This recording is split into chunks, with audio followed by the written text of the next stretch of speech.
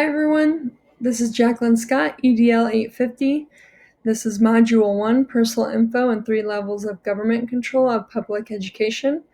You can see my picture here is of my family, my husband, my 3-year-old daughter, and my 7-year-old son. And we love to be outside and hike. And also I do most of my work at night, so sorry if the lighting isn't too great, but it's the only time I can get some peace and quiet and actually focus. Who am I? I graduated from Miami University in Ohio, and after college, I started my teaching career in Indiana, where I'm from and grew up. I taught 7th and 8th grade reading and language arts, and I also started coaching high school girls basketball. After 2 years in Indiana, my husband and I decided to come out to Colorado to be closer to his family. And I have taught at 2 other school districts in Colorado. I'm in my 3rd school district in the biggest one. It's the 6th largest school district called St. Vrain Valley School District in Colorado. And I'm starting my 4th year at Trail Ridge Middle School in Longmont, Colorado. It's pretty awesome. I have my classroom window faces the mountains, and I have a mountain view from my desk. I teach 6th grade language arts. I have taught 11 years overall, and I have taught 9 years in Colorado, and I have coached high school and middle school basketball. Module 1, Content Questions. We will be addressing the 3 levels of government control of public education. Question 1. What kinds of support do public schools receive at the following levels of government? At the local level, they hold the most accountability on the operation of public schools. School districts are governed by a school board, and those school board members are appointed or elected. They are responsible for finishing the budget after the federal and state contribution. And to do that, they use property taxes from homes and businesses within the district. The school district funding reflects different variables, which include local tax rates, exemptions, and affluence of the community.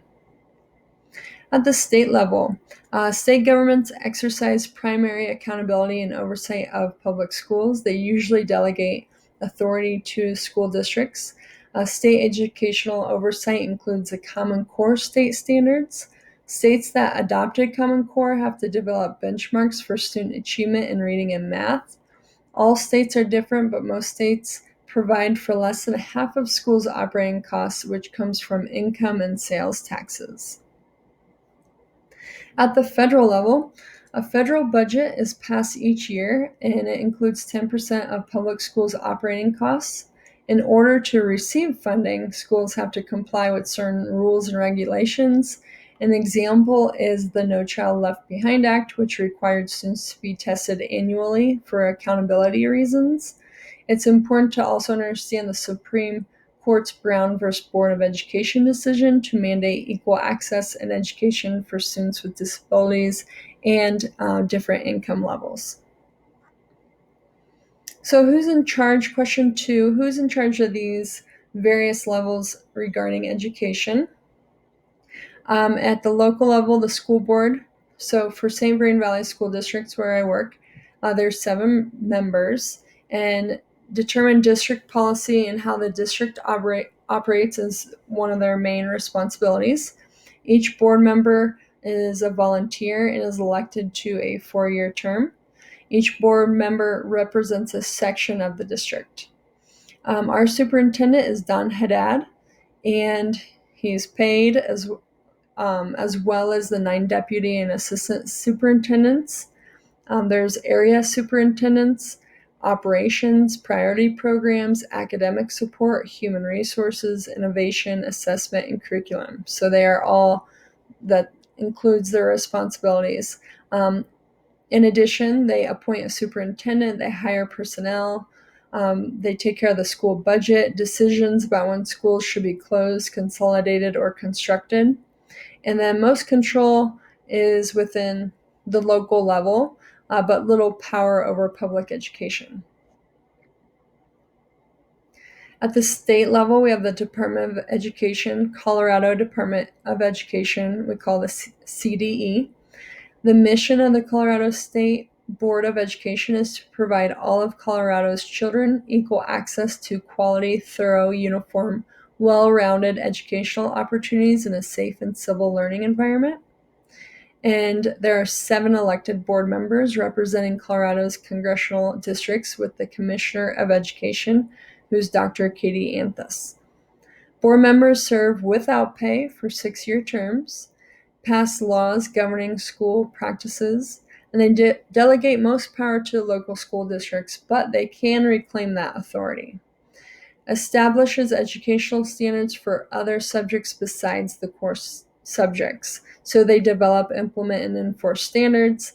They provide a framework to distinguish what schools are performing well and underperforming, and they identify what school districts need additional support or disciplinary action. At the federal level is the U.S. Department of Education. Secretary of Education is Betsy DeVos, and she is paid. Her responsibility, or the U.S. Department of Education's responsibility, is all K through 12 students have the right to a free and high quality education. So that's what they ensure by protecting civil rights, providing resources for the most in need, using public data and high quality research, and by providing support and infrastructure for schools, districts, and states. They also regulate and enforce educational reforms passed by Congress. They collect data, evaluate performance, suggest policy changes, and measure outcomes. They have constant and ongoing dialogue of educational challenges and how to improve the education system.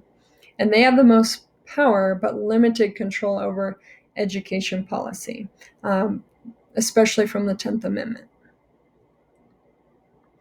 So the standards, question 3, which of the 3 levels of government have the most influence over the components? So component 6.1 is a school level governance and operations systems. This is local government has most influence from component 6.1. Component 6.2, the state government has the most influence, and because it says data-informed and equitable resourcing plan that supports school improvement and student development. And then component 6.3 is at the federal government level with the most influence because of implement laws, rights, policies, and regulations. So question 4, how does all of this support the educational success and well-being of each student and adult? The federal, state, and local government complement each other through implementing laws, regulations, and policies to ensure equal access for all students and cultivating educational excellence to promote student achievement. Each level contributes to funding public education and interacts with the schools on a local, state, and federal level. All 3 government levels continue to pursue improving the public education system to ensure educational access and success for every child from preschool education to postdoctoral research. Here are my references. I hope you have a great evening. Thank you for watching.